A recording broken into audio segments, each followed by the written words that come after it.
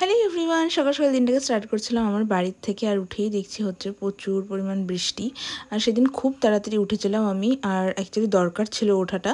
আর সেই দিন ছিল আমার ব্লাড টেস্ট। যাই হোক, ব্লাড টেস্টের তো কোনো ভিডিও সেরকমভাবে করা হয়নি, কিন্তু তোমাদেরকে সিরিজগুলো দেখিয়ে দিলাম। আর এখান থেকে আমার রক্ত নিয়েছিল, আর আমি খুব সাহসীভাবে রক্তটা দিয়েও ছিলাম।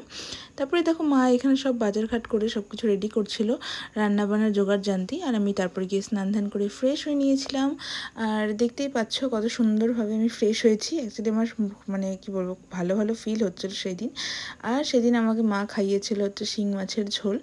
যাই হোক, রুগী পেশেন্টের তরকারি এটাকে আমি নাম দিয়েছি। আর কিছু করারও নেই, এখন এইসবই খাওয়া দাওয়া করতে হবে আমাকে। আর তারপর আকাশটা খুব সুন্দর লাগছিল, আর আমি বসে বসে ভাবছিলাম কী করব কী না।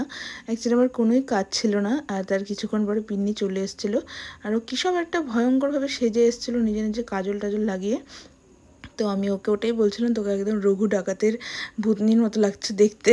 তো ও নিজেকে আবার দেখতে গেল, কেন কি ও বুঝতে পারছিল না ওকে কেমন লাগছে। তারপরে দেখো আবার হাসছেও।